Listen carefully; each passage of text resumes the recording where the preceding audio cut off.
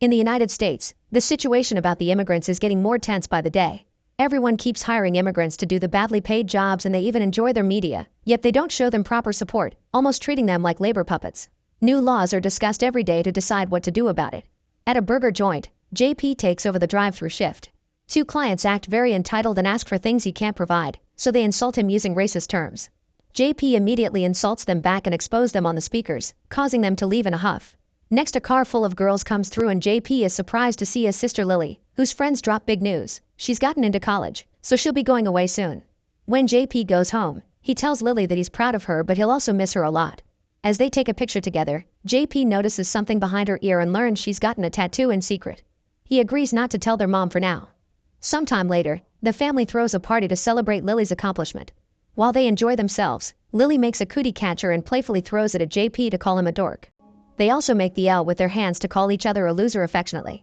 Their mother gives a heartfelt speech for her daughter, and when it's Lily's turn to talk, suddenly police lights appear outside.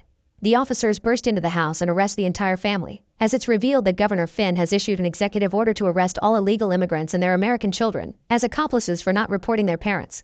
While Finn appears on the news explaining his zero-tolerance policy, all the children are thrown into cages and JP is devastated to see Lily is put on a bus and taken away to a different place. A few days later, an official from the U.S. Department of Homeland Security requests to see JP. Any attempts to overturn the executive order have failed and JP's mother will be deported, but it's possible for her to stay if a natural-born citizen of the U.S. can claim her. JP can't legally do it because he's still detained, however he has an option, the Elderly American Tolerance and Understanding Project. It's a community service program consisting of helping senior citizens in a retirement home, and if JP completes it, he'll be set free. JP agrees to join and is interviewed by two very serious officials who don't like his jokes. A bunch of immigrants' kids are also interviewed and get their picture taken as criminals. All of them agreed to be there because they had no choice, so their interview answers are full of sass and contempt toward the whole process. Before they leave for the retirement home, Officer Bruce reminds them of the rules. They can't communicate with the outside world, they must respect curfew, and if they misbehave he'll bring them back to the detention center. They also must wear ankle monitors at all times so the program coordinators can monitor their movements. Sometime later, the group makes it to a retirement home called Alcove and meet Eddie, the founder of the program. As he shows them around, he gives a speech about this being a rewarding experience, but nobody takes him seriously. He also introduces them to the operation officers Cynthia and James. During their walk through the different facilities, JP notices a lady called Greta on a wheelchair with a lily in her hands. After the tour is over, the volunteers get to have lunch and JP gets to befriend the others while complaining about the horrible quality of the food. Big Mac notices Micah is white, so she clarifies she's Argentinian. Chris admits he's scared of touching old people and that he doesn't eat anything if it wasn't made by his mom because of possible poisons. Camilla suddenly snaps, saying the group is taking everything too lightly and this is actually serious. As Camilla leaves the table, James comes over and gives everyone their uniforms plus their assignments. JP is again drawn to Greta and tries talking to her, but she doesn't respond. Micah tells him to read to her, so JP grabs a random book and starts reading. Suddenly Greta says you will die here, which leaves JP in shock. Greta begins crying and gets louder, so Cynthia rushes to inject her with a sedative and will her away. In the evening, the group tries to convince Chris to eat something because the only thing he's taken all day is his inhaler. Chris refuses and says he thinks the organizers are watching from behind a dark glass, certain that something fishy is going on. He announces he'll try to escape and doesn't listen to the others when they warn him against it. Chris just stands up and tries to open a locked door, which triggers the alarm and the security officers quickly show up to tase him. The others can only watch as Chris is taken away. In the middle of the night, JP leaves the bed to use the restroom, noticing an owl at the window on his way out. When he comes back, he finds an old lady who keeps repeating Virgil will set you free. Suddenly the woman jumps on him and tries to hurt him, but Cynthia arrives just in time to sedate her and take her away while James scolds JP for being weak. The next day, Eddie takes JP and his friends to another ward to show them the patients with serious conditions. He also apologizes to JP, explaining that what happened last night was because someone left this ward open and the old lady sneaked out. JP's friends opt out of this ward but JP chooses to stay and Eddie orders James to show JP the ropes. However, James uses slurs to refer to JP and things get tense, so Eddie has to remind them to behave. Afterward, James and JP put one of the weakest seniors to bed. As they get closer, a patient on the neighboring bed suddenly bites JP and causes him to pass out. Moments later, JP wakes up in the infirmary and is shocked to see Lily working there. As she tells him that she's closer than he thinks, the room changes color and gets all bloody, only for JP to wake up from the nightmare. Micah is there to check on his wound and they discuss how the staff treats the elderly like cattle. The duo then joins the others at lunch and they realize they haven't heard from Chris since he tried to escape. When Cynthia walks by, Camilla asks her about Chris, so Cynthia explains he was sent back to the detention center. After she leaves, Big Mac says Cynthia is lying because he found Chris's inhaler in the hallway and he wouldn't go anywhere without it. In the evening, Big Mac takes Greta to Philip's room so they can keep each other company. While Big Mac tries to connect the TV, Philip's hand suddenly bends into freaky angles while Greta watches in horror. The hand drops before Big Mac turns around, and when he comes closer, he notices that Philip has stopped breathing. At that moment, Philip wakes up and his entire body starts twisting in painful ways, falling off the bed as it continues to bend. Philip begins walking like a horror film monster and growls at Big Mac, who runs away in fear. The next day, Philip's dead body is taken away. Eddie talks to all the volunteers and employees, saying they don't know what happened to Philip, but it'll be investigated. However, Big Mac tells his friends what he really saw. Then Eddie brings James and JP to the garden to introduce them to his owl Virgil. He sends the owl out to hunt while explaining that Virgil is the gatekeeper of the alcove, so he sees everything that happens. Then Eddie points out there's quite an obvious animosity between James and JP, and he wants them to let go of their differences by hugging it out. The guys hug tightly, but they whisper insults, not forgiving each other yet. Once it's over, JP reveals he used the hug to steal James' keys. That night, JP unlocks his ankle monitor and does the same for the others so they can have some fun. They go to the pool where JP and Micah flirt with each other until they share a kiss. They decide to take things further and sneak into a room to do the dirty. The next morning, JP wakes up and screams when he sees an old lady next to him, but it's just a prank from Micah, who is nearby. After putting the monitors back on, the friends return to work. While JP shares his naughty adventure with Big Mac, he can't help noticing Greta playing with a cootie catcher. He tells her Lily used to make those and wonders if she's met her before, but Greta's only answer is to gift him the catcher.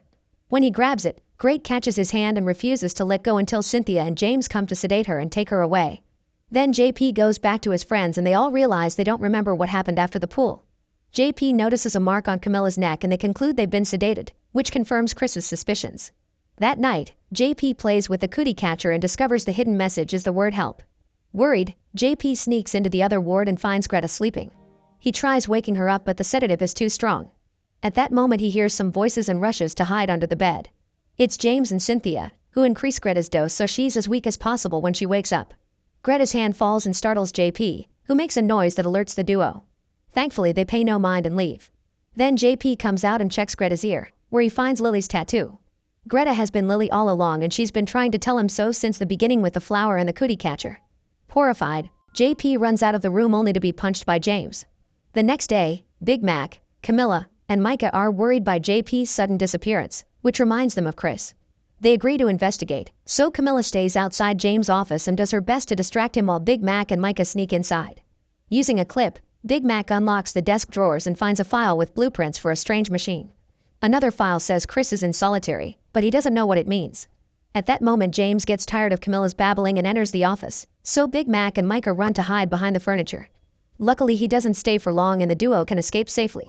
When Big Mac and Micah are about to tell Camilla what they learned, James appears behind them and tells Big Mac to fix the vent screws. While Big Mac gets on a ladder to work, one of the patients tries to hurt Cynthia, so Bruce jumps in to stop the attack. In the process he accidentally pushes the man against the ladder and causes Big Mac to fall to the ground. While an unconscious Big Mac is taken away, JP wakes up in a lab. He's strapped to a chair and half of his face looks old, just like the other people that are tied up too. James is also there preparing some sort of chemicals. By watching the staff, JP learns that the door is opened by a code, so as soon as he's alone he starts working on freeing himself. At the same time, Finn meets with Eddie at a burger joint, which belongs to Finn's company. It's a big success because their food is pretty cheap, revealing the meat they use is actually people from Alcove. Finn thinks it's what they deserve because they're not fully American so they shouldn't be in his country. Back to JP, he manages to leave the chair and sneaks around until he gets to the lock. Now he needs the password. He remembers the woman saying that Virgil would set him free and how Eddie described his owl as the alcove's gatekeeper, so he uses Virgil as the code. The door opens and JP gets to leave. This is soon noticed by James and he alerts Bruce and Cynthia right before they can sedate Big Mac. The officers leave to look for JP and Big Mac reveals he's just pretending to be unconscious. He also notices Bruce left his keys behind. Meanwhile JP tries to move as fast as he can, which is hard because his body has become very weak. He goes into another room and discovers all the immigrants are sent there to be used for meat, and he can see their bodies in bags or in the chopping machine. Terrified, he runs away and finds Micah, so he begs for help. Soon James finds them both and Micah surprises JP with an injection, saying they never did the dirty before he passes out. When JP wakes up, Micah is there dancing with Eddie because she's been his spy all along. Eddie says he isn't a cannibal, just American.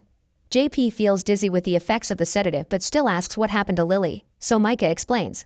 The immigrants are injected with hormones to make their flesh soft for consumption, and the accelerated aging is a side effect. This helps them hide the process because nobody pays attention to old people in retirement homes.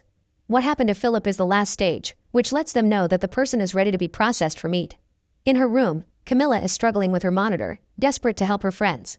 At that moment, Big Mac appears in the vents and slips the keys to her.